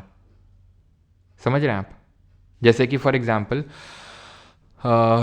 गेहूँ है, ठीक है। अब गेहूँ का तुम होता क्या है ना, ये तो चलो गेहूँ तो हटा दो, वो तो एक गुड्स ऑफ नेसेसिटी हो गया। इन्फीरियर गुड में जैसे कि मैंने वही आपको एग्जांपल दिया था कि भाई जैसे आप कोई चीज़ कंज्यूम कर रहे हो, कि भाई अभी मान लेते हैं कि आप कंज्यूम कर रहे हो, क्या कंज्यूम कर रहे हो, ठीक है। मान लेते हैं कि तुम अभी जो तुम्हारी बाहर से आइसक्रीम निकला वो 10 रुपये की आइसक्रीम है, ठीक है, उसको 2 रुपये की कर दे, तो मुझे यार मतलब कुछ ना कुछ पक्का इसमें मिलावट है, कुछ ना कुछ इसमें मिलावट कर रखी है, तो आप उसकी डिमांड कम कर दोगे। अगर वहीं उसका प्राइस बढ़ जाए 10 रुपये से इतना हो गया, जैसे वेबलन गुड के केस में, ठीक है, इतना प्राइस हो गया, तो फिर उसका आप डिमांड बढ़ा दोगे। इन्फीरियर गुड अलग होते हैं, वेबलन गुड जो आपके लग्जीरियस गुड हैं उनकी अगर हम बात करें तो वो वेबलन गुड कहलाते हैं। और यही सेम चीज़ अगर इन्फीरियर गुड में काम करती है तो उसको हम गिफन गुड कहते हैं। इन्फीरियर गुड में हमने क्या चीज़ देखा कि जैसे ही हमारी इनकम का क्या प्रभाव पड़ता है इन्फीरियर गुड में, तो इनकम का ये प्रभाव पड़ता है कि जैसे ही हमारी इनकम इंक्रीज़ होती है तो डिमांड कम हो जाती है इन्फीरियर गुड के केस में। सिंपल, क्यों? क्योंकि अब हम सुपीरियर गुड में ट्रांसफ़र होना चाहेंगे। अभी अगर हम गोल्ड स्टार का जूता पहनते हैं तो हम नाइकी का पहनना चाहेंगे अगर हमारी इनकम बहुत ज़्यादा बढ़ गई। ठीक है, अब आ जाते हैं ये इलास्टिसिटी क्या होती है, प्राइस इलास्टिसिटी।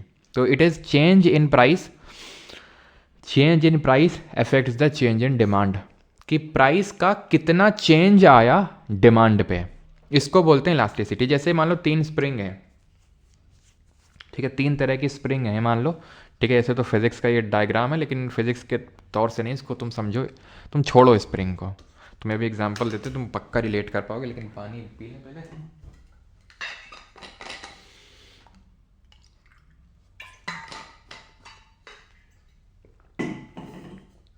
हाँ, याद करो वो दिन स्कूल में जिस दिन तुम होमवर्क करके नहीं गए थे। कर लिया सभी ने याद? कर लिया याद?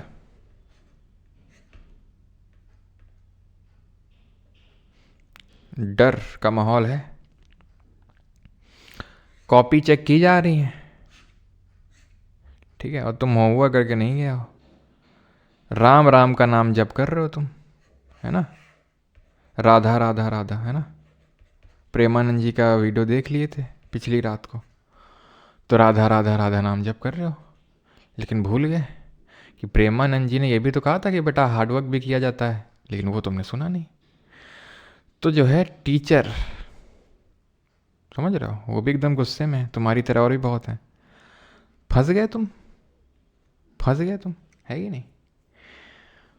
अब क्या है कि उसने क्या, और तुम्हारा दोस्त है यहीं पे, ठीक है, वो भी होमवर्क करके नहीं गया है, लेकिन वो क्या है, वो क्या है, वो ये है, आने दो देख लेंगे टाइप, ठीक है। He is from trust me bro family, ठीक है, ट्रस्ट मी ब्रो, कुछ नहीं होगा। आ गया टीचर, एक मारा तुमको झापड़ और तुम एकदम रोने लगे, आह ऊह की आवाज़ें निकालने लगे तुम, जैसे ही एक डंडा तुम्हारे पड़ा तुम आह ऊह की आवाज़ें निकालने पड़े। इस बंदे को मारा, भाई अपना लोड ही नहीं ले रहा है, एक झापड़ मारा कोई फर्क नहीं पड़ रहा, दूसरा भी मार दो कोई दिक्कत नहीं, दूसरा गाल उसने आगे कर दिया। ट्रस्ट मी ब्रो फैमिली से ना, वो कुछ नहीं हुआ उसको। क्या मैं बताना चाह रहा हूँ कि सेम चीज़ हुआ, लेकिन इफेक्ट अलग तरीके से हुआ, रिएक्शन अलग तरीके से आया। वही है कि प्राइस में हम कितना चेंज कर रहे हैं तो उससे डिमांड में कितना चेंज आ रहा है। जैसे एग्जाम्पल के तौर पे जैसे एसिक्स का ही जूता ले लूँ मैं, जूते का एग्जाम्पल है तो जूता ही ले लेते हैं, ठीक है। एसिक्स का जूता है, उसका प्राइस जो है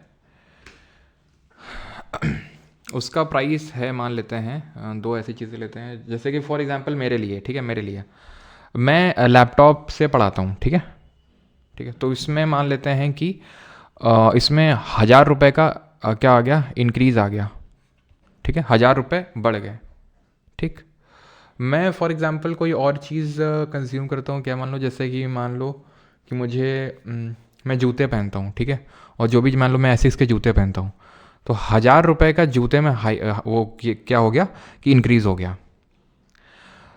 तो हुआ इससे ये, ठीक है, कि प्राइस में चेंज सेम लेवल पे आया दोनों पे, ठीक है, और दोनों ही मान लेते हैं कि भाई सेम प्राइस के हैं, ठीक है, तो दोनों में 1000 रुपये का चेंज आया। मैंने इसके तरफ मैंने क्या किया, मैंने जूता ही पहनना छोड़ दिया, मैंने एसिक्स का, मैंने कहा कैंपस वाला ठीक है यार, 1000 रुपये कौन देगा इसके लिए एक्स्ट्रा, जूते के लिए, जूता दे सेम तरह से दिख रहा है। और यहाँ मुझे पता था कि अगर मैंने 1000 रुपये कम कर दिए तो यार इसके लैपटॉप के फीचर्स में थोड़ी कमी हो सकती है और मैं इसके साथ रिस्क नहीं ले सकता हूँ। नए स्टूडेंट्स मुझे गरियाएंगे लाइव क्लास में कि ये नहीं हो सही ठीक हो रहा है, वो नहीं सही ठीक हो रहा है, तो मैं इसके साथ रिस्क नहीं ले सकता। फिर मान लो कि मेरा वाईफाई का रिचार्ज है बढ़ गया, ठीक है, मैं उसकी तरफ रिएक्ट नहीं कर रहा हूँ ज़्यादा, ठीक है, मान लो कि मेरा 1500 रुपये का रिचार्ज होता है, अब बढ़ गया मान लेते हैं 100 रुपये, भाई मैं क्या करूँगा, जैसे मान लो एयरटेल का है, तो मैंने कहा नहीं नहीं ठीक है चलने तो चल रहा है। मान लो कोई और एक बंदा है, उसने क्या किया, उसने दूसरा पे शिफ्ट हो गया तुरंत लोकल वाले पे कि भाई 100 रुपये मैं एक्स्ट्रा नहीं दे पाऊंगा। सेम चीज़ हुआ, ठीक है, लेकिन अलग अलग बंदों ने अलग अलग तरह से रिएक्ट किया। यहाँ पे मैं सेम ही बंदा हूँ, लेकिन मैंने अलग अलग चीज़ के लिए अलग अलग तरीके से रिएक्ट किया।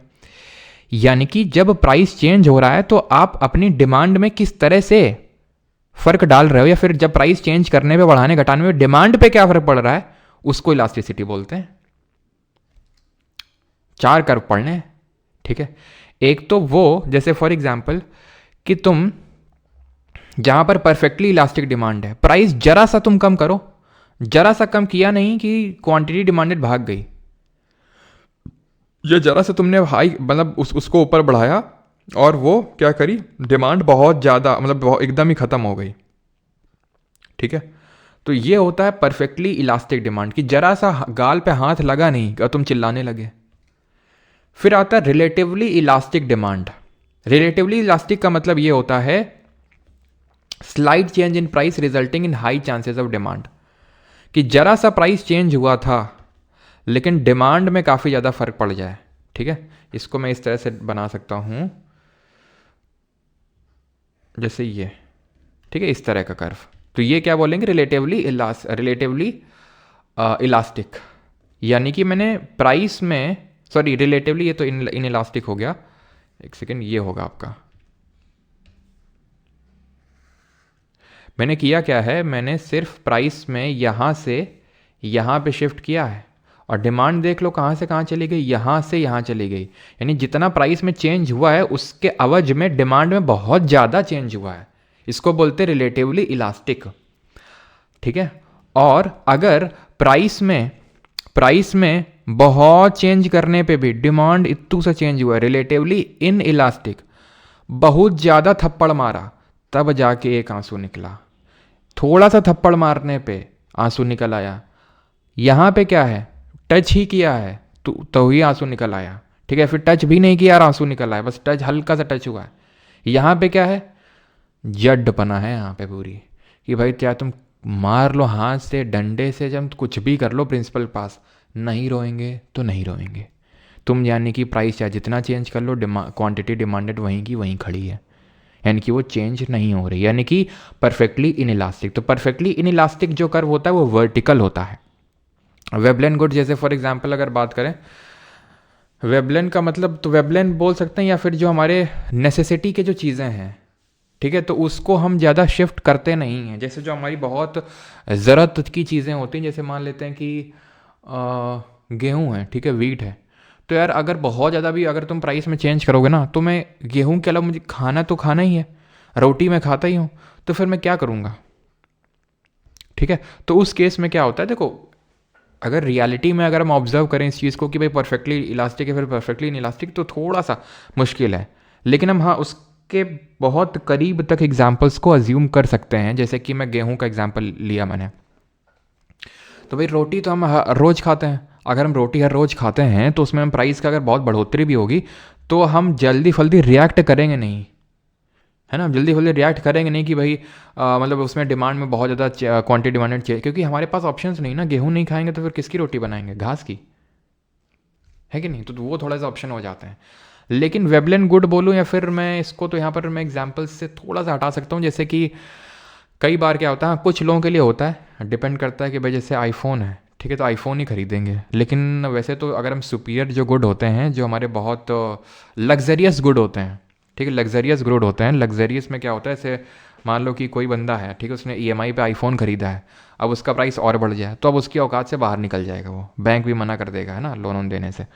तो वो क्या होता है ना कि इनमें अगर प्राइस जब चेंज होता है, जब लग्जरियस गुड होते हैं, तो तुरंत क्या हो जाता है, उसमें से डिमांड जो होता है वो बड़ी जल्दी चेंज हो जाता है। तो इसको हम बोलेंगे रिलेटिवली इलास्टिक, कि ज़रा सा प्राइस चेंज हुआ नहीं कि डिमांड बड़े तगड़े से चेंज हो गई, ठीक है। और ये अगर हम बात करें रिलेटिवली इन इलास्टिक, तो वही है कि जिन चीज़ों में ज़्यादा ऑप्शंस होते नहीं हैं आपके पास, जहाँ पर आपका ये जो ईडी होता है, ईडी क्या होता है, ईडी होता है वही percentage change in demand upon percentage change in price. तो यहाँ पर इन्फिनिटी है, ठीक है, इन इलास्टिक में 0 है, इलास्टिक में ग्रेटर देन 1 और इलास्टिक में लेस देन 1, ठीक है। कर्व तो पता नहीं पूछेगा नहीं, लेकिन ये थोड़ा सा ये वैल्यू याद रखिएगा। वर्टिकल कब बनता है, जब आपका इन इलास्टिक होता है, और हॉरिजॉन्टल तब बनता है जब आपका इलास्टिक होता है परफेक्टली, ठीक है। इस केस में बनेगा हॉरिजॉन्टल। क्लियर है ये सारी सभी को चीज़ें कि किस तरह से इनकम इलास्टिसिटी डिफ़र कर रही है। जो हमारे गुड्स ऑफ नेसेसिटी होते हैं, मैं आपको रिपीट कर देता हूँ, जो नेसेसिटी के गुड्स होते हैं, जो ज़रूरत के चीज़ें हैं, वो रिलेटिवली इन इलास्टिक होते हैं, रिलेटिवली इन इलास्टिक होते हैं, यानी कि इनमें इन इलास्टिक यानी कि इनमें अगर तुम चेंज भी करोगे तो यार ज़्यादा कुछ होने वाला है नहीं, क्योंकि यार मैं इसके अलावा और जाऊँगा भी कहाँ पे। नेसेसिटी के गुड्स हैं। जो आपके लग्जरियस होते हैं ना, जो आपके लग्जरियस गुड्स होते हैं ना, ये रिलेटिवली इलास्टिक होते हैं, कि भाई जरा सा प्राइस चेंज करोगे तुरंत इनकी जो डिमांड है वो शिफ्ट हो जाएगी। क्लियर है यहाँ तक सभी को। क्रॉस प्राइस इलास्टिसिटी क्या होती है, जो अभी पढ़ के आए हैं, क्या कि आपने किसी और, ठीक है, ये गाना है ना, मैं पसंद हूँ किसी और का, मुझे चाहता कोई और, वैसा टाइप, कि किसी और का प्राइस चेंज हुआ, डिमांड किसी और का चेंज हुआ। वही चखना वखना एग्जाम्पल, बियर दारू, ठीक है, वही एग्जाम्पल आप कोड कर सकते हैं यहाँ पर। तो उसी को बोलते हैं क्रॉस प्राइस इलास्टिसिटी। जब आप किसी का जैसे फॉर एग्जाम्पल कॉफ़ी का प्राइस इंक्रीज़ हुआ, इलास्टिसिटी किसकी चेंज हुई, क्वांटिटी डिमांडेड किसकी चेंज हुई, कॉफ़ी का प्राइस इंक्रीज़ होने से। भाई कॉफ़ी का प्राइस इंक्रीज़ होने से जो चाय का डिमांड है वो बढ़ गया, तो उसको क्रॉस प्राइस इलास्टिसिटी बोलते हैं। ऐसा चाहिए सब आपको लिखा हुआ है, लेकिन ये सब देखने की ज़रूरत नहीं है, ठीक है, सब कुछ नहीं पूछने वाला आपसे, ठीक। ये वाला जो पार्ट है, ये आपका जो लोग प्राइवेट टेलीग्राम चैनल पे हैं, जो लोगों ने बैच ले रखा है, तो उनका हिंदी का पीडीएफ आता है क्लास से पहले, तो उसमें ये भी होगा जैसे कि यहाँ पे दिख रहा है। तो ये अभी हमें नहीं पढ़ना है, ठीक है। जब मनी वाला, मनी एंड बैंकिंग पढ़ेंगे, लिक्विडिटी ट्रैप, तब पढ़ेंगे इसको।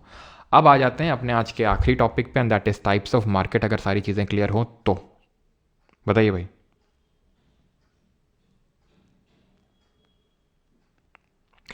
सर 6,000 चाहिए, कुछ इंपॉर्टेंट नोट्स। अच्छा,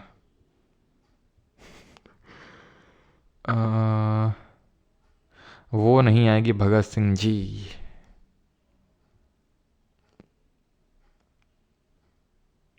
इस 24 age is too old to start preparing. नहीं, ऐसा तो नहीं होता है ख्वाजा मोइनुद्दीन। बहुत सारे लोग हैं जो 25 में शुरू करते हैं, ठीक है। सबका अपना अपना होता है रीजंस। चलो थिंक टैंक्स फिर से हम समझा देंगे, पहले ये ख़त्म कर लें फिर, है ना। सप्लाई कर अगेन प्लीज़ प्रतीक। ओके, और किसी का कुछ डाउट?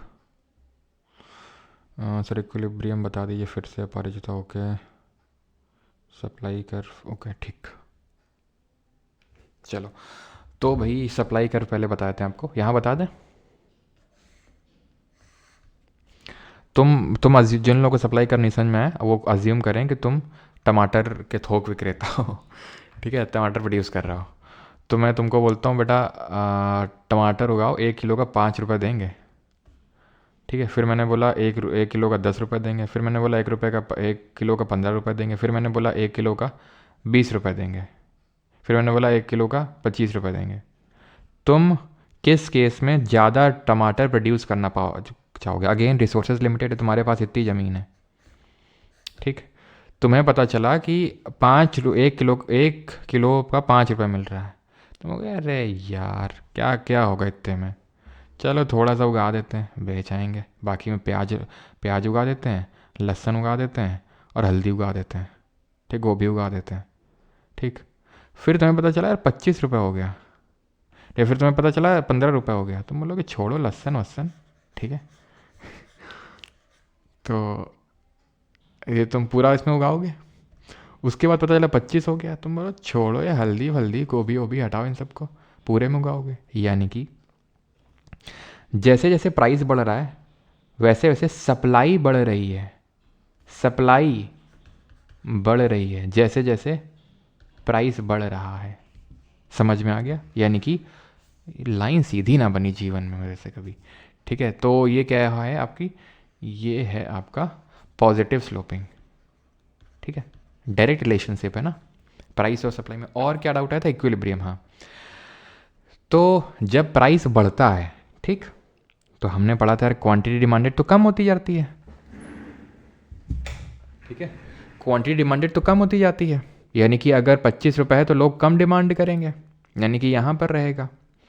थोड़ा कम होगा तो लोग और डिमांड, यहाँ पर अगर मैं डिमांड अज्यूम कर लूँ तो लोग और डिमांड करेंगे, और डिमांड करेंगे, और डिमांड करेंगे, ठीक है। तुम खुद सोचो, प्राइस ज़्यादा है तो लोग कम सोचो प्राइस ज़्यादा है तो तुम ज़्यादा प्रोड्यूस कर रहे हो, लेकिन लोग तो कम डिमांड कर रहे हैं ना। लोग क्यों खरीदेंगे 25 में? लोग तो कम होने का इंतजार करेंगे। तो भाई एक सिनेरियो तो एग्जिस्ट करता नहीं मार्केट में कि भाई सप्लायर को पता चला 25 रुपये किलो हो गया, बस सप्लायर खूब प्रोड्यूस कर रहा है, बस उसको प्रॉफिट मिल रहा है। अरे भैया खूब प्रोड्यूस हो रहा है तो मार्केट में खूब आएगा, मार्केट में खूब आएगा, सप्लाई ज़्यादा होगी तो प्राइस घटेगा। तो चीज़ें इक्विलिब्रियम पे आके एग्जिस्ट करती हैं कि अभी 15 किलो रेट चल रहा है। अब 5 किलो जब होता है रेट, बहुत एकदम मारा मारी होती है, तो टमाटर वाला बोलता है छोड़ो टमाटर कुछ और उगाते हैं। छोड़ो टमाटर कुछ और उगाते हैं मतलब क्या, टमाटर है नहीं मार्केट में, उसकी डिमांड बढ़ जाएगी, प्राइस बढ़ जाएंगे। तो कहाँ पर आएंगे? क्या 25 में चले जाएंगे? नहीं है, चले जाएंगे, क्योंकि अभी मैंने बताया तो इक्विलिब्रियम पे एग्जिस्ट करेगा वो। आई होप अब क्लियर होगा आपको, ठीक है। अब आते हैं मार्केट जो होते हैं वो कितने टाइप के होते हैं। तो मार्केट क्या है? मार्केट अलग अलग तरह के होते हैं ऑन द बेसिस कि भाई वहाँ पर कितने नंबर ऑफ प्लेयर हैं, कितने सेलर हैं, कितने बायर हैं। तो on the basis of number of seller and on the basis of number of buyers we can divide the market into many parts and these parts are, first one is monopoly। monopoly क्या होती है? तो monopoly होती है जहाँ पर only one seller, सिर्फ एक सेलर होता है, एक ही विक्रेता होता है, एक ही बेचने वाला होता है, ठीक। और खरीदने वाले तो हमेशा अनंत होते हैं, खरीदने वालों की कमी नहीं है, कुछ भी बेचो खरीदने वाले तो आएंगे ही। तो उसको हम बोलते हैं मोनोपोली। यानी कि मोनोपोली में एंट्री बैरियर होता है। एंट्री बैरियर कैसा भाई? एंट्री बैरियर का मतलब है जैसे फॉर एग्जांपल अब तुम चाहो कि यार मान लेते हैं कि इंडियन रेलवेज़ है, ठीक है, तो हम भी अपनी ट्रेन चलाएंगे। गवर्नमेंट अपनी मोनोपोली कैसे कर सकती है? तो गवर्नमेंट ने बोल के रखा है, पहली बात तो आपको पता होगा आर्टिकल नंबर 19 क्लॉज 1, ठीक है, का जो सब क्लॉज जी है वो क्या बोलता है? राइट टू ऑक्यूपेशन प्रोफेशन, है ना? यही है ना, पॉलिटी में पढ़ चुके हैं कि कोई आप धंधा कर सकते हो। लेकिन उसमें एक प्रोविज़न ये भी है कि गवर्नमेंट किसी किसी चीज़ में अपनी मोनोपोली कर सकती है and it need not specify the reasons for its monopoly. उसको बताने की ज़रूरत नहीं कि क्यों उसने मोनोपोली बना रखी है। तो इंडियन रेलवेज़ में उसकी मोनोपोली है क्योंकि उसने एंट्री बैरियर बना रखा है, कोई और नहीं कर सकता, प्राइवेटाइजेशन अलाउड नहीं है। तो आपने सोचा अच्छा रुको, तो और प्राइवेटाइजेशन किसमें अलाउड है? अच्छा मान लेते हैं कि अभी एक ही सिम आती है और जियो की सिम। अच्छा अंबानी, ठीक है, वैसे तो एयरटेल और कुछ और भी हैं लेकिन मान लेते हैं एक ही अभी अंबानी जी है। तो उसमें क्या एंट्री बैरियर है? तो तुमको क्या लगता है कि तुम बस सिम बनाओगे सिम खरीदने लग जाएंगे? तुम्हारे बहुत सारे एंट्री बैरियर हैं, ठीक है, लाइसेंस लेना, इतना लेवल का पूरा इंफ्रास्ट्रक्चर, बहुत बड़े, बहुत ज़्यादा एंट्री बैरियर है, ठीक है।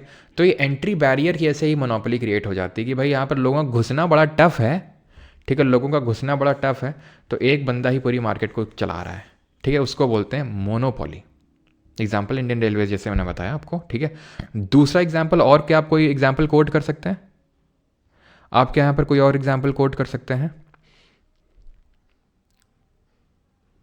सर इलास्टिक का मतलब क्या है? लो अमरिंदर दास जी, पूरा ख़त्म हो गया तब आप पूछो इलास्टिसिटी क्या होता है। मैंने तो ये सब एग्जाम्पल दे डाले, है ना, आपको स्कूल भिजवा के आपकी पिटाई भी लगवा दी फिर भी। मोनोपोली मनमानी, हाँ। अब आते हैं ओलिगोपोली में, ठीक है। कोलगेट क्या बोल रहे हो? कोलगेट, कोलगेट की मोनोपोली है? एप्पल आईफोन मोनोपोली थोड़ी ना है यार। इसमें भी काफ़ी सारे ऑप्शन है। आप क्या एप्पल का ही सब लोग, जितने लोग यहाँ पर देख रहे हो वीडियो के, सब एप्पल का ही फ़ोन चला रहे हो क्या? की मोनोपोली है उसकी? इतने तो सारे हैं। ओलिगोपोली क्या होता है? फ्यू डोमिनेंट सेलर, यानी कुछ सेलर हैं, बायर तो अगेन बहुत सारे रहेंगे।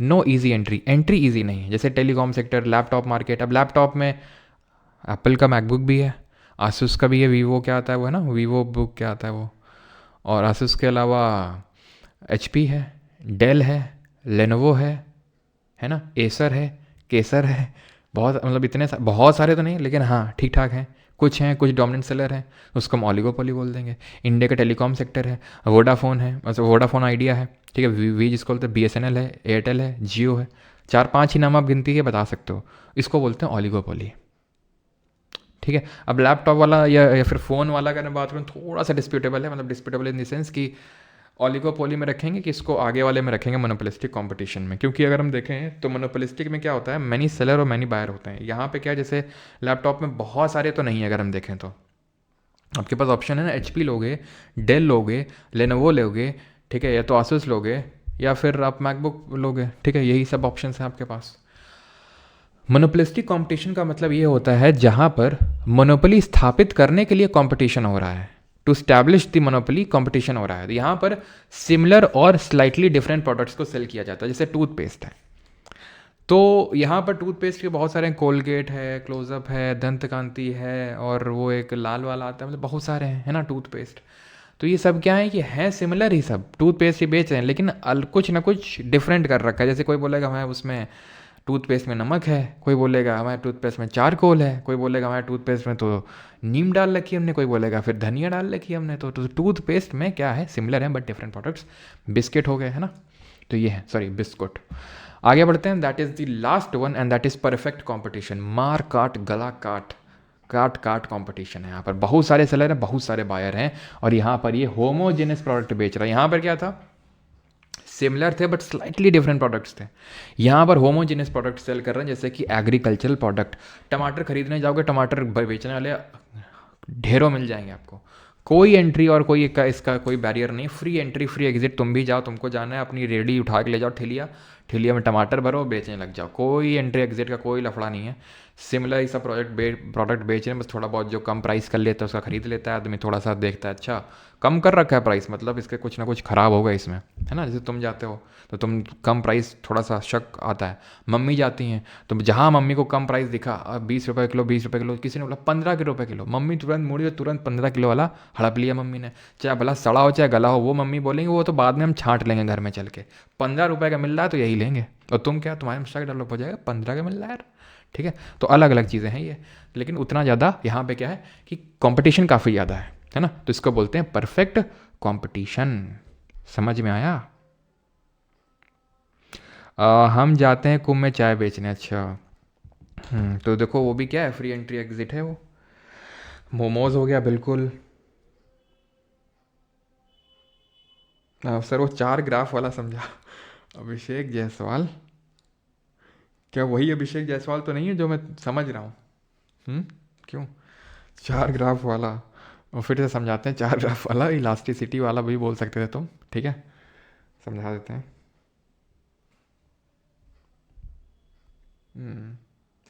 रेल स्टेशन बस स्टॉप के सामने, रेल स्टेशन मतलब, चलो तो, अरे 4 ग्राफ वाला यार, बोल सकते थे तुम कि सर इलास्टिसिटी समझा दो, 4 ग्राफ वाला।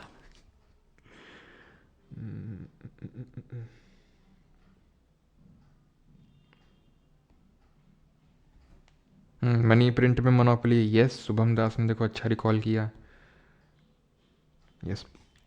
चलो तो 4 ग्राफ वाला एक पूछ रहे थे भाई साहब, तो उनको समझाते हैं। देखो 4 ग्राफ वाले में क्या है, जैसे फॉर एग्जांपल ये है पहला, रिलेटिवली इलास्टिक। रिलेटिवली इलास्टिक का मतलब है जब आपने थोड़ा प्राइस, इलास्टिक का मतलब होता है कि आप जब प्राइस में चेंज करते हो तो डिमांड में कैसा चेंज आता है, उसको बोलते हैं इलास्टिसिटी। जैसे कि आज को अगर मान लो कि कंबल के प्राइस घट जाएँ तो लोग भाग के नहीं खरीदेंगे, लेकिन यहीं से अगर 1 महीने पहले घटे थे तो लोग भाग के खरीद रहे थे। अगर अब न्यूज़पेपर में ऐड आए कि 2 भाइयों की लड़ाई हो गई है तो माल पड़ा हुआ है गोडाउन में उसको निकालना पड़ेगा इसलिए सेल लग गई है, अब तुम कहोगे अब ऐसी तैसी कराओ हमें नहीं लेना है, सर्दी जा चुकी है। लेकिन यही अगर 1 महीने पहले तो तुम भाग गए होते। यानी कि किस तरह से आप रिस्पॉन्स कर रहे हो, किस तरह से डिमांड रिस्पॉन्स कर रही है जब उसका प्राइस चेंज हो रहा है, उसको बोलते हैं। तो अगर मान लो कि प्राइस कम चेंज हुआ, डिमांड में ज़्यादा चेंज आया, मतलब ज़्यादा चेंज आया, प्राइस थोड़ा कम हुआ और डिमांड बहुत ज़्यादा बढ़ गई, जैसे कि आज से 2 महीने पहले अगर का एग्जाम्पल है तो कंबल का प्राइस घट गया तो रिलेटिवली इलास्टिक। लेकिन आज आज अगर वही घट रहा है तो प्राइस जब बहुत घटा रहा है ना तब थोड़ा सा उसका डिमांड में, जब प्राइस बहुत घटा रहा है तो उसको थोड़ा सा डिमांड में इंक्रीज़ देखने को मिल रहा है, तो ठीक है। तो ये रिलेटिवली इन इलास्टिक है, यानी कि उतना रिस्पॉन्स आ नहीं रहा है जितने हिसाब से प्राइस में हम चेंज कर रहे हैं उस हिसाब का डिमांड में रिस्पॉन्स नहीं आ रहा है, ठीक है। और यहाँ पर E D is greater than 1, क्योंकि डिमांड में ज़्यादा चेंज है प्राइस कम है, तो ऑब्वियस सी बात है न्यूमरेटर बड़ा डिनोमिनेटर छोटा, तो वैल्यू 1 से बड़ी होगी, ठीक है। और उल्टा होगा तो वैल्यू 1 से छोटी होगी। परफेक्टली इलास्टिक का मतलब होता है कि थोड़ा सा प्राइस चेंज किया डिमांड भाग गई एकदम इन्फिनिटी। और ये है कि भाई चाहे जितना तुम प्राइस में चेंज कर लो डिमांड चेंज नहीं होने वाली है। परफेक्टली इन इलास्टिक, ज़ीरो, ठीक है। क्लियर है यहाँ तक सभी को? क्लियर है यहाँ तक सभी को?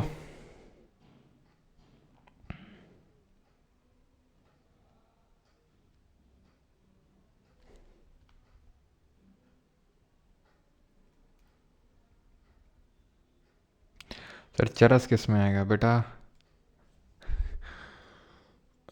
सर आपका नाम राहुल है क्या? राहुल तो नहीं है भाई मेरा नाम।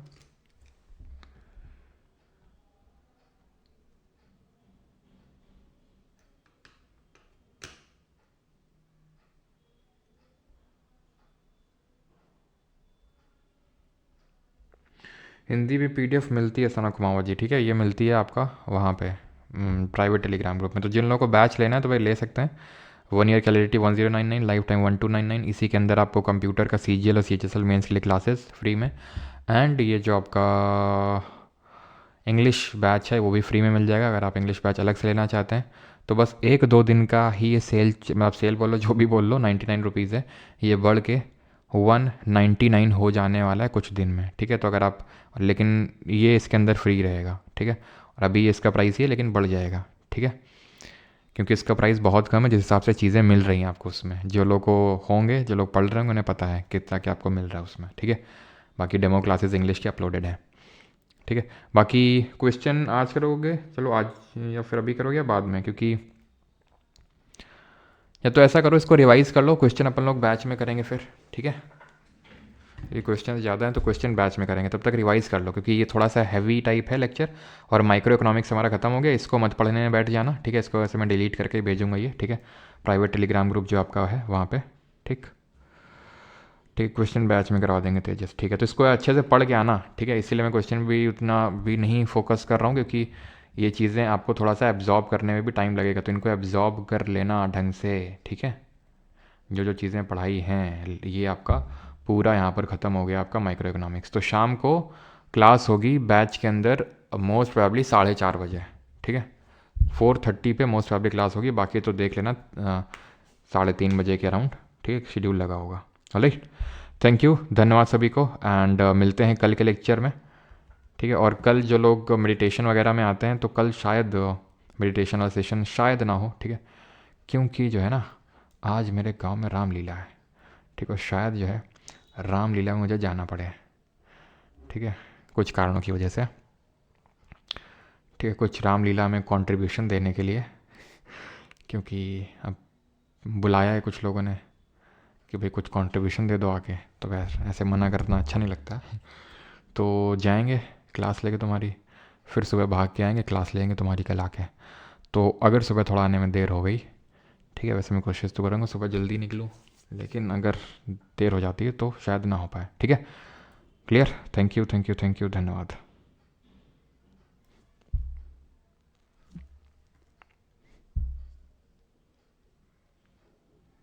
तो रावण का रोल कर रावण का रोल है बेटा। रामलीला क्या है ना कि समापन की ओर है, ख़त्म हो रही, तो रामलीला में आरती वगैरह होती है, तो आरती में जो है कंट्रीब्यूशन देना पड़ता है, ये है थोड़ा सा।